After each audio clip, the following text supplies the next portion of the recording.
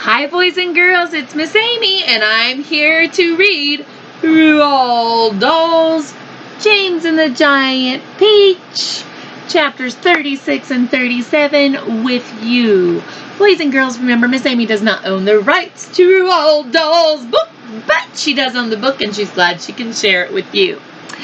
And so let's do a little recap. The creatures are in New York City.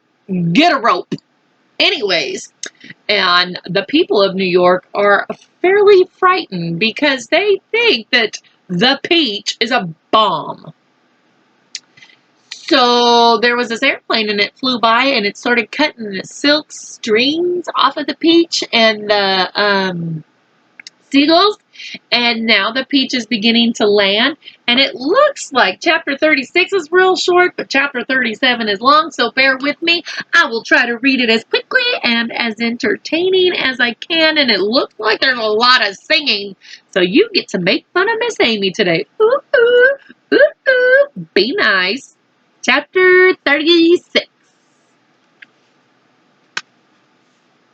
"Goodbye, Ladybug," gasped James, clinging to the stem of the falling peach. Remember, they're all scared because they just don't know what's going to happen now that the peach is becoming detached. It's kind of scary, and they're freaking out. "Goodbye, Centipede. Goodbye, everybody." There were only a few seconds to go now, and it looked as though they were going to fall right in among all the tallest buildings. James could see the skyscrapers rushing up to meet them at the most awful speed, and most of them had square, flat tops. But the very tallest of them all had a top that tapered off into a long, sharp point, like an enormous silver needle sticking up into the sky. And it was precisely onto the top of the needle that the peach fell. I believe that's the Empire State Building, boys and girls. There was a squelch. The needle went in deep, and suddenly there was a giant peach caught and spiked upon the very pinnacle of the Empire State Building. See? There's the picture. I mean, I guess it could be worse. That's a helicopter up there. Let's see if I can get in a little closer for you. And there's all the seagulls flying away. Chapter 37. It was really an amazing sight, and in the 2 or 3 minutes, as soon as the people below realized that this now couldn't possibly be a bomb, they came pouring out of the shelters and the subways to gape at the marvel. Oh, ooh, ah. The streets for half a mile around the building were jammed with men and women, and when the word spread that there were actually living things moving about on the top of the great round ball, then everyone went wild with excitement. "It's a flying saucer!" they shouted. "They are from outer space! They are men from Mars! Or maybe they came from the moon!" If they only knew about those cloud men, huh, boys and girls? And a man who had a pair of binoculars to his eyes said, "They look pretty peculiar to me, I'll tell you that." Police cars and fire engines came screaming in from all over the city and pulled up outside the Empire State Building. 200 firemen and 600 policemen swarmed into the building and went up in the elevators as high as they could go. Then they poured out onto the observation roof, which is the place where tourists stand, just at the bottom of the big spike. All the policemen were holding their guns at the ready, with their fingers on the triggers. And the firemen were clutching their hatchets. But from where they stood, almost directly underneath the peach, they couldn't actually see the travelers up on top. "Ahoy there!" shouted the chief of police. "Come out and show yourselves!" Suddenly, the great brown head of the centipede appeared over the side of the peach. His black eyes, as large and round as two marbles, glared down at the policemen and the firemen below. Then his monstrous, ugly face broke into a wide grin. The policemen and the firemen all started shouting at once. "Look out!" they cried. "It's a dragon!" "It's not a dragon, it's a wampus!" I don't know what a wampus is. I might have to look that one up. But there's a couple of them here that I'm not exactly sure I know what they are. "It's a gorgon. It's a sea serpent. It's a proc. It's a manticore." 3 firemen and 5 policemen fainted and had to be carried away. "It's a snozwanger!" cried the chief of police. Now, boys and girls, I don't know how much you know about Roald Dahl. I really didn't know very much. I mean, I've read a few of his books, and I've definitely seen probably all his movies. So, Roald Dahl makes up a lot of words. And this one, Snozwanger, is probably one of them. I know one that the students in my classroom liked from the teacher that I work under. We read about Roald Dahl, and one of his favorite words is lip squishy, and that means it's delicious. Do you have something in your hand right now that's lip squishy? Mmm, tasty. All right, so the chief of police thinks it's a snozwinger. "It's a wangdoodle!" yelled the head of the fire department. The centipede kept on grinning. He seemed to be enjoying enormously the commotion that he was causing. "Now see here," shouted the chief of police, cupping his hands to his mouth. "You listen to me! I want you to tell me exactly where you've come from." "We've come from thousands of miles away," the centipede shouted back, grinning more broadly than ever and showing his brown teeth. Can't grin any wider, sorry. "I guess you're right." "Oh, wait, no, back up." "There you are," cried the chief of police. "I told you they came from Mars." "I guess you're right," said the head of the fire department. At this point, the old green grasshopper poked his huge green head over the side of the peach alongside the centipede. 6 more big, strong men fainted when they saw him. Oh. "That one's an oink! Oink!" I don't know what that even says. O-I-N-C-K. Oink! Screamed the head of the fire department. "I just know it's an oink!"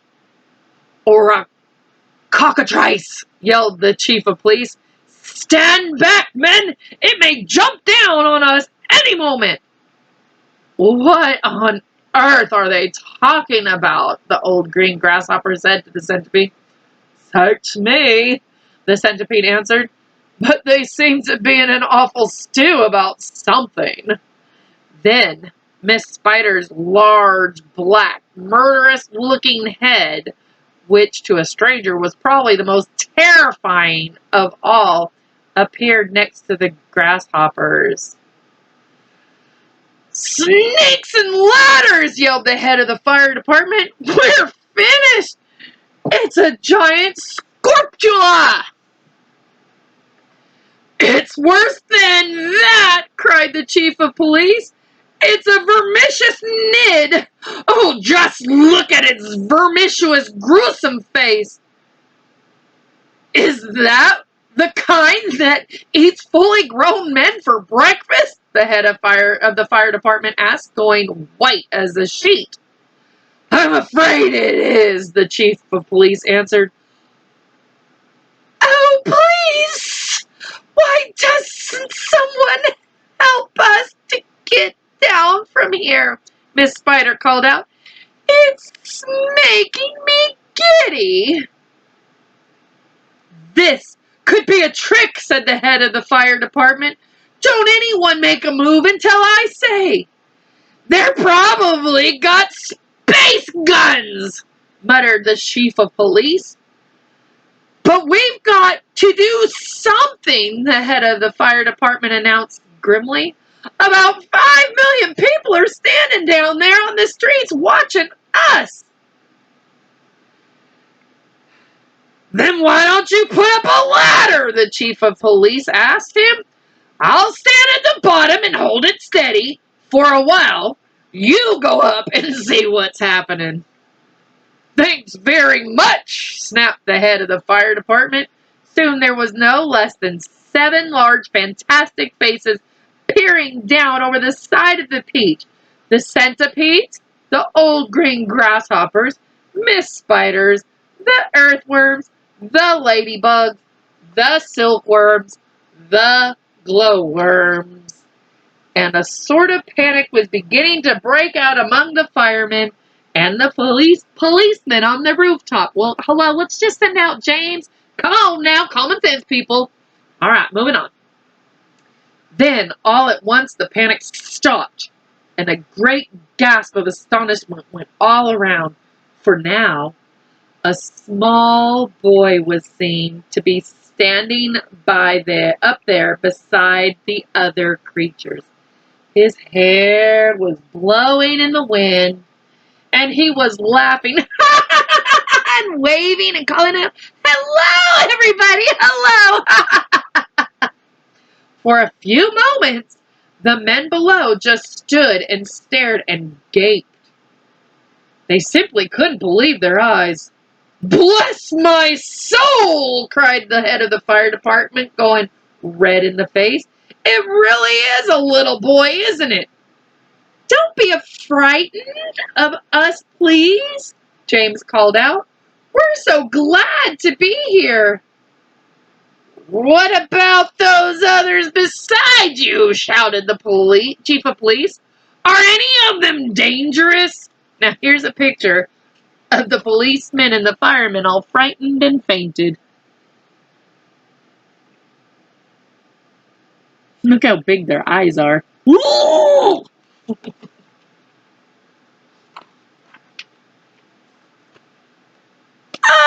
course they're not dangerous, James answered. They're the nicest creatures in the world. Allow me to introduce them to you one by one, and then I am sure you will believe me. My friends, this is Centipede, and let me make it known, he is so sweet and gentle that, although he's overgrown, the Queen of Spain again and again has summoned him by phone to babysit and sing and knit and be a chaperone when nurse is off and all the royal children are all alone. Small wonder, said a fireman, they're no longer on the throne. And here is him introducing Centipede.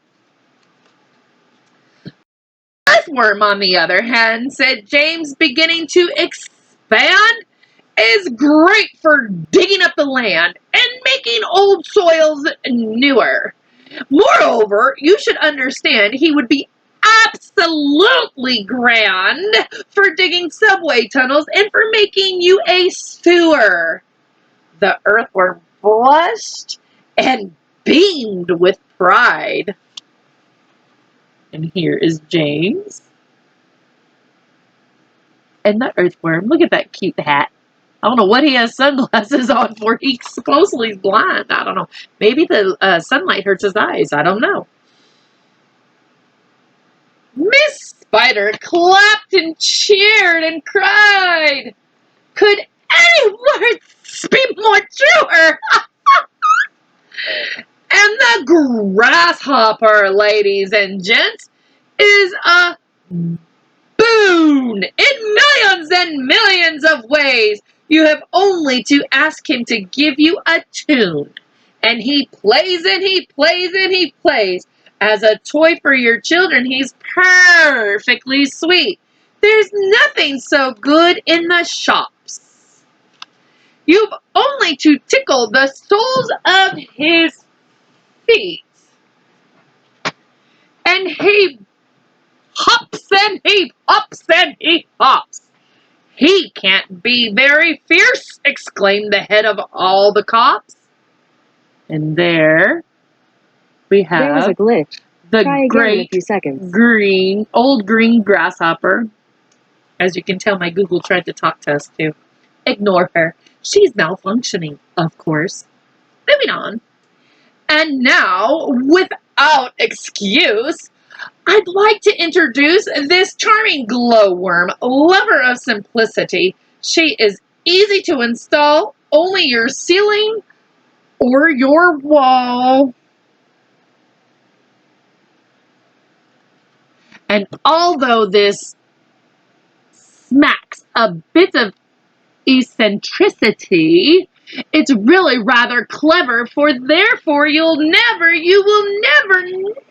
have the slightest need for using electricity.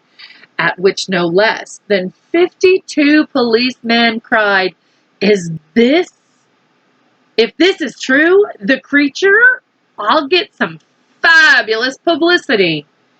And here we have sweet Miss Spider with a mile of thread inside her, who has personally requested me to say that she's never met Miss Muffet on her charming little tuffet.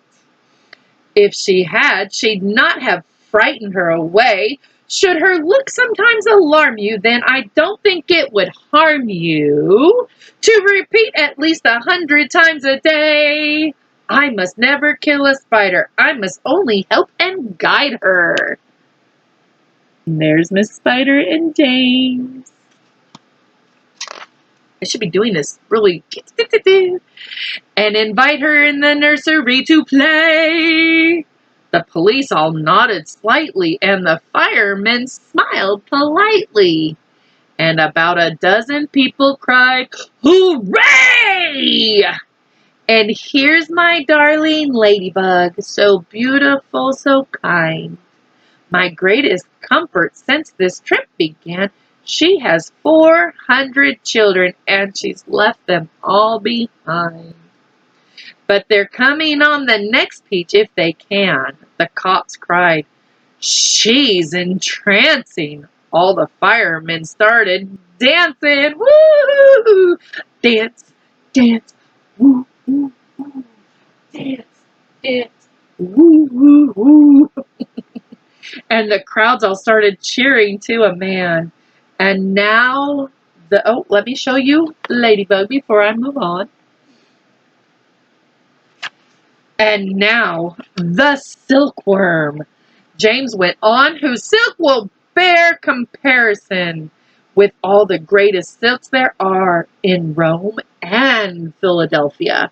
If you would search the whole world through, from Paraguay to Timbuktu, I don't think you would find one bit of silk that could compare with it. Even the shops of Singapore don't have the stuff, and what is more, this silkworm had, I'll have you know, the honor not so long ago to spin and weave and sew and press the Queen of England's wedding dress. And she's already made and sent a waistcoat for your president. Well, good for her, the cops cried out, and all at once a mighty shout went up around the Empire State. Let's get them down at once! Why wait?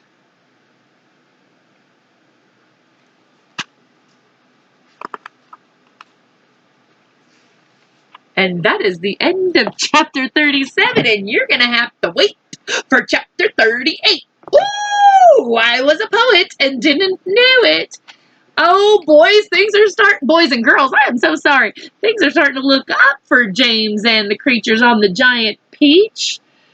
They might actually have some good luck for once. Who knows? I know one thing. We are almost done with this book. There's a few little silly poems at the end of the book, but let's see, there is only two more tiny chapters. Oh my goodness, boys and girls, what will we do when we're done with James and the Giant Peach? It's okay. Miss Amy has The Return of the Indian coming, so we can do the sequel of The Indian in the Cupboard. And if that doesn't come soon, I've got a plethora of chapter books over there that I can begin with you. But boys and girls, we still got 2 more to go.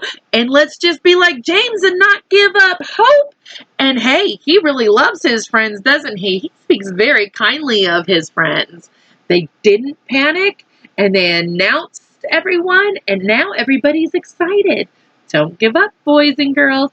Now we know he's telling a few fibs. Don't tell fibs when you tell about your friends, okay, boys and girls? But anyways, if you're watching this before bedtime, I will see you tomorrow. Good night and sleep tight.